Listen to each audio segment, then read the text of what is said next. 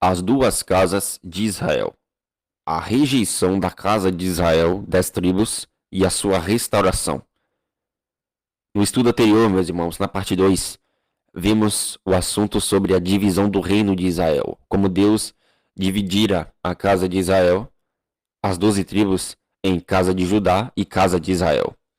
Casa de Judá, 2 tribos, ficou ao sul, e casa de Israel, 10 tribos, ficou ao norte, governada por um efraimita, a casa de Israel, e governada por um judeu, a casa de Judá.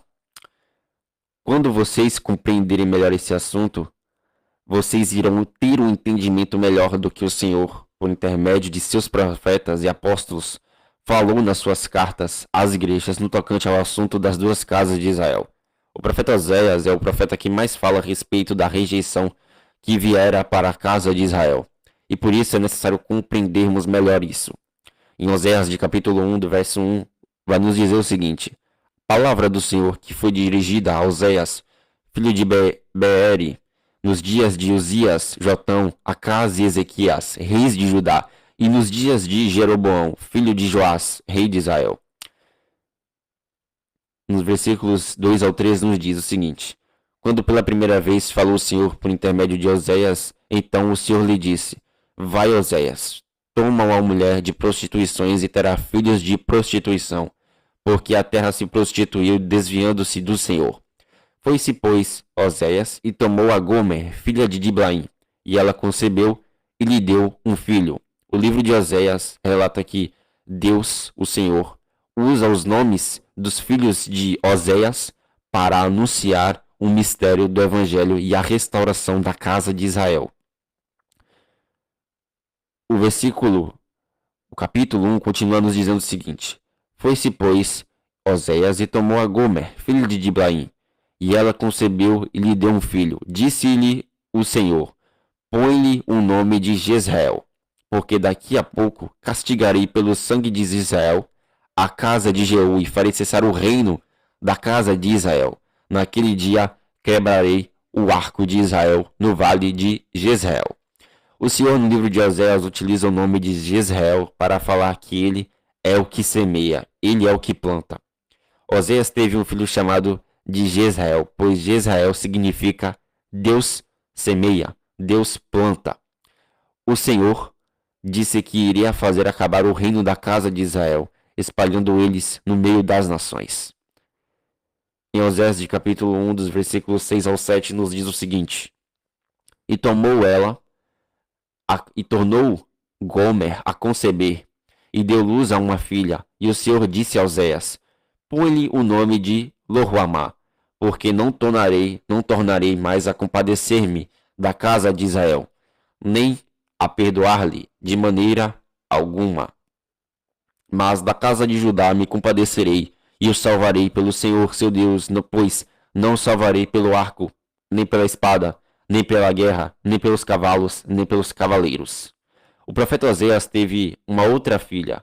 Ele teve um filho de início, mas teve um segundo filho, que no caso é uma menina, que se chama Loruamá, que significa não misericórdia. Mas o que o Senhor quis dizer com isso? O Senhor quis dizer com isso que não teria mais misericórdia da casa de Israel, das 10 tribos. E isso é uma maldição, pois o Senhor teve que espalhar a casa de Israel, 10 tribos, entre as nações. Mas Judá, 2 tribos, permaneceu, porquanto o Senhor teve misericórdia da casa de Judá. Pois era necessário que de Judá se levantasse o leão da tribo de Judá, que é Jesus. Veja que a descendência de Abraão é Cristo, e essa promessa havia sido passada para Judá. Enquanto a promessa de se tornar uma multidão de nações passou-se para Efraim. Então, a tribo de Judá, ela tem a bênção da descendência prometida, que essa descendência abençoaria as nações, e essa descendência é Cristo, mas Efraim, ele tem a bênção da multidão de nações, de se tornar uma multidão de nações. E por isso também que a casa de Israel, a casa de Efraim, ela foi rejeitada e espalhada nas nações para se tornar o quê? Uma multidão de nações. Nos versos 8 ao 10, nos diz o seguinte: ora, depois de haver desmamado a Lo-Ruhamá, Gomer concebeu e deu luz a um filho.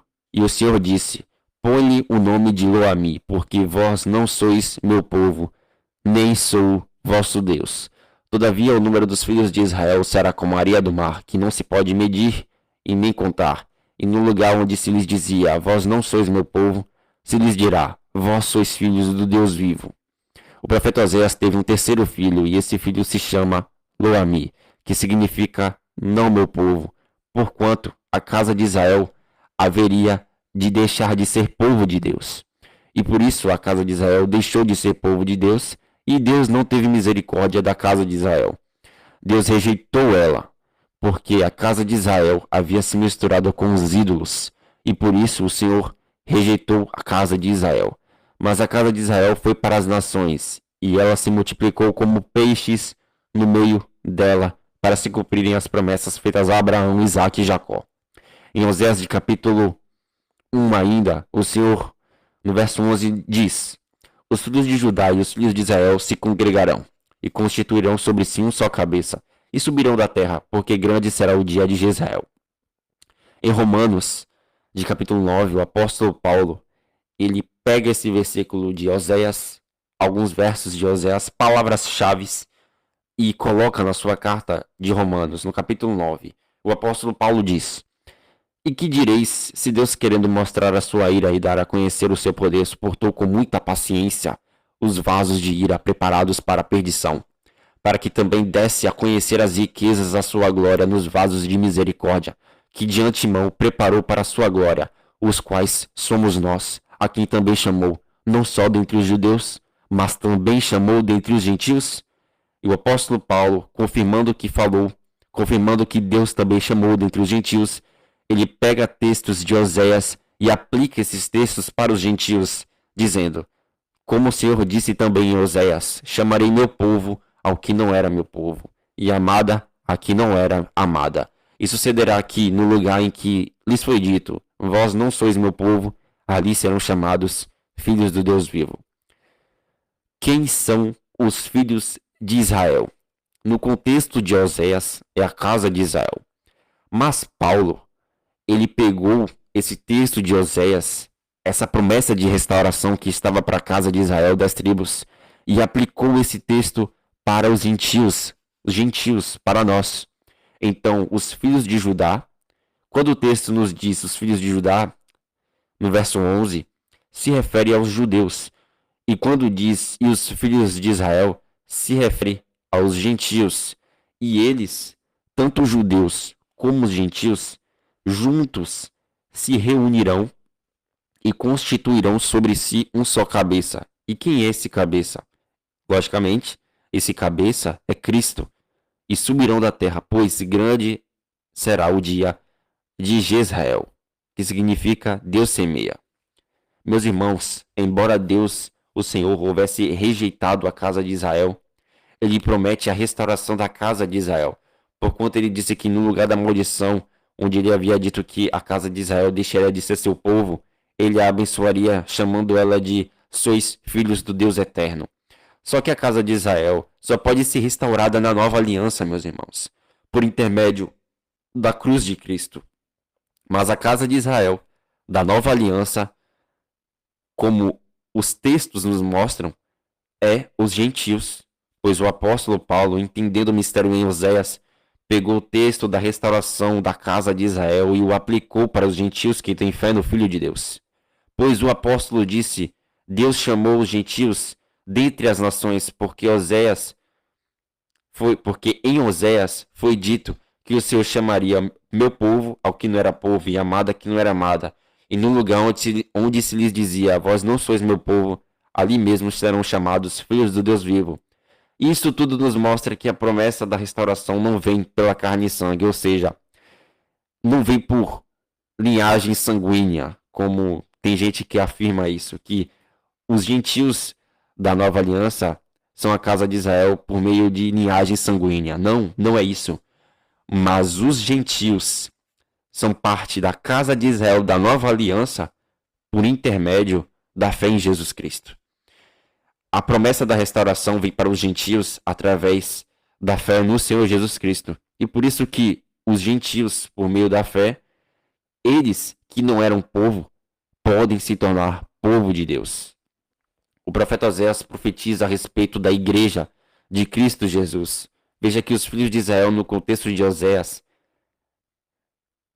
é a casa de Israel. O apóstolo, entendendo tudo isso, aplicou esse texto para os gentios. Então, a profecia quer nos dizer que os filhos de Judá, os judeus, e os filhos de Israel, os gentios, eles formam um corpo. E esse corpo é quem? Esse corpo é Jesus Cristo, o Senhor. Em João de capítulo 12, o Filho de Deus nos diz o seguinte: é chegada a hora de ser glorificado o Filho do Homem. Em verdade vos digo, se o grão de trigo caindo na terra não morrer, fica ele só, mas se morrer, produz muito fruto. Jesus Cristo disse que se o grão de trigo caindo na terra não morrer, fica ele só, mas se morrer, produz muito fruto. Mas o que isso quer nos dizer? Isso quer nos dizer que Jesus é o grão que caindo na terra morreu. Ele foi semeado pelo Pai. Lembra daquela palavra Jezreel? Deus semeia, Deus planta. Ou seja, Deus está plantando. Mas o que Deus está plantando? Deus está plantando um grão. E que grão é esse? Esse grão é Cristo. Cristo foi plantado pelo Pai. E por isso, quando Jesus Cristo ressuscitou dentre os mortos, ele deu muito fruto. No corpo de Cristo está a igreja, os filhos de Israel e os filhos de Judá, que somos nós. A igreja alcança a ressurreição juntamente com Cristo ao terceiro dia. Então, veja que nós, unidos a Cristo, judeus e gentios, unidos a esse grão, ao corpo desse grão, caímos na terra e morremos.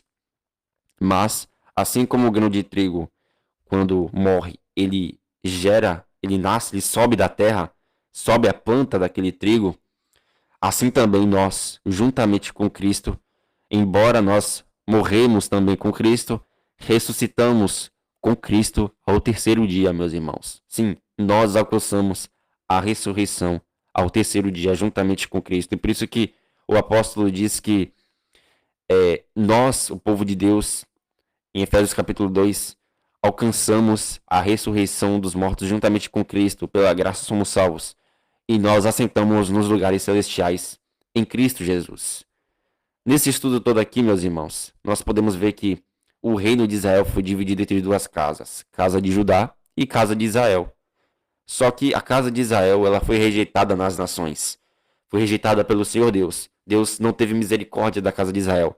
Deus disse para a casa de Israel que ela não seria mais o povo dele.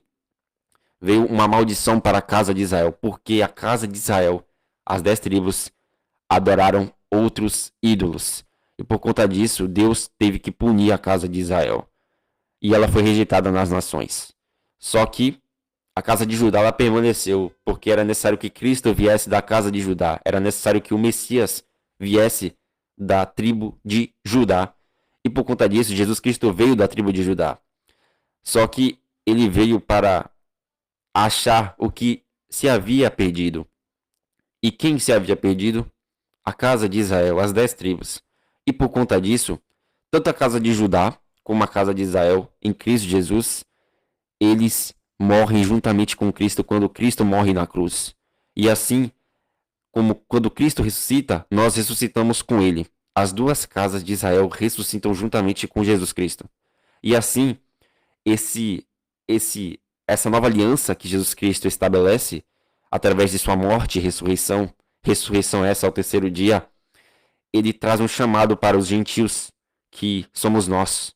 E esse chamado que vem para nós, ele pode ou não ser atendido por nós. Mas se ele for atendido por nós, e se nós dermos atenção ao que o Senhor fala, permanecemos nos caminhos dele, nos tornamos partes dessa nova aliança que Cristo Jesus estabeleceu ao terceiro dia. E assim nos tornamos a casa de Israel, segundo o Espírito, na nova aliança em Cristo Jesus. Olha que bênção é isso. E assim, a casa de Judá, da nova aliança, são os judeus que creem em Cristo, e a casa de Israel, da nova aliança, são os gentios que creem em Cristo. E assim, nós todos unidos, nós formamos o Israel segundo o trabalhar do Espírito do Senhor. Nós somos o Israel espiritual, meus irmãos. E isso é profundo, isso é tremendo, isso é revelador. E o Senhor revela esse mistério por toda a Escritura. E isso, infelizmente, ele é rejeitado, esse mistério. E muitos não conhecem. Mas é importante torná-lo conhecido porque Paulo, quando estava vivo, ele combatia para que esse mistério fosse anunciado, e ele anunciava entre os gentios e entre os judeus. Ele ensinava para os gentios e para os judeus. Ele era mestre de gentios, mas também era mestre de judeus. Entendeu, meus irmãos? Então, essa foi a parte 3 do estudo. Vai ter a parte 4 do estudo, sim. Peço a vocês que vocês venham a prestar atenção nesse estudo, nessa parte 4, porque ela também está cheia de mistérios. Ok, meus irmãos? Que a paz esteja convosco. Amém.